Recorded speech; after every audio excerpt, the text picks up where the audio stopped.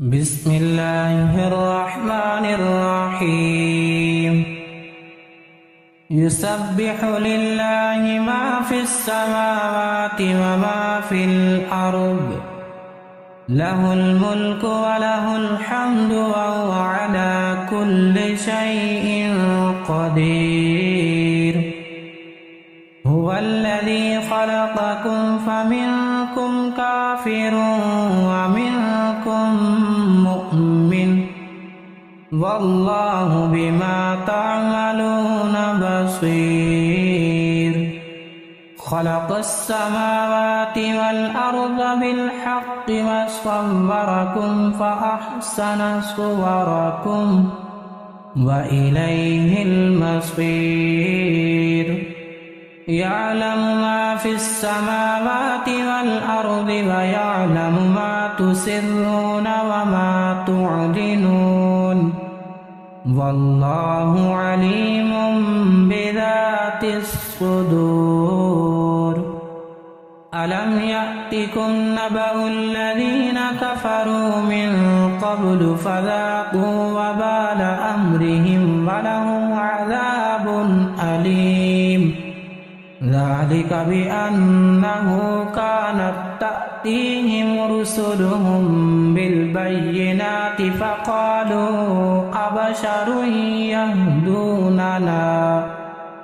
فكفروا وتولوا واستغنى الله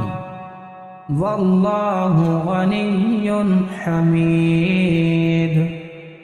زعم الذين كفروا أن لن يبعثوا قل بلى وربي لتبعثن ثم لتنبؤن بما عملتم وذلك على الله يسير فآمنوا بالله ورسوله والنور الذي أنزلنا والله بما تعملون خبير يوم يجمعكم ليوم الجمع ذلك يوم التغابن ومن يؤمن بالله ويعمل صالحا يكفر عنه سيئاته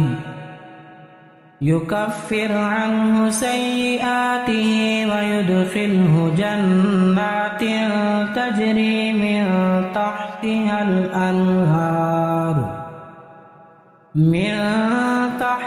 الأنهار خالدين فيها أبدا ذلك الفوز العظيم والذين كفروا وكذبوا بآياتنا أولئك أصحاب النار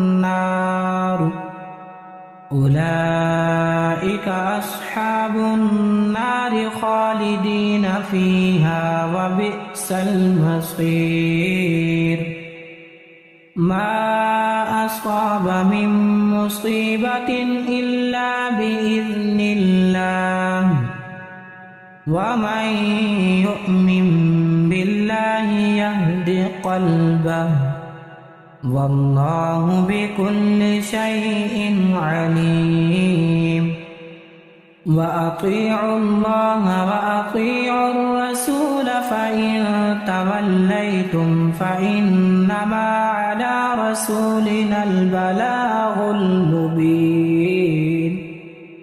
الله لا إله إلا هو وعلى الله فليتوكل المؤمنون يا أيها الذين آمنوا إن من أزواجكم وأولادكم عدوا لكم فاحذروهم وإن تعفوا وتصفحوا وتغفروا فإن الله غفور رحيم إنما أموالكم وأولادكم فتنة والله عنده أجر عظيم فاتقوا الله ما استطعتم واسمعوا وأطيعوا وأنفقوا خيرا لأنفسكم ومن يوق شح نفسه فأولئك هم المفلحون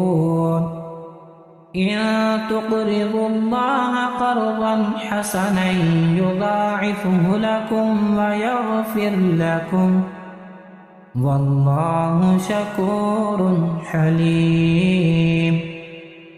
عالم الغيب والشهادة العزيز الحكيم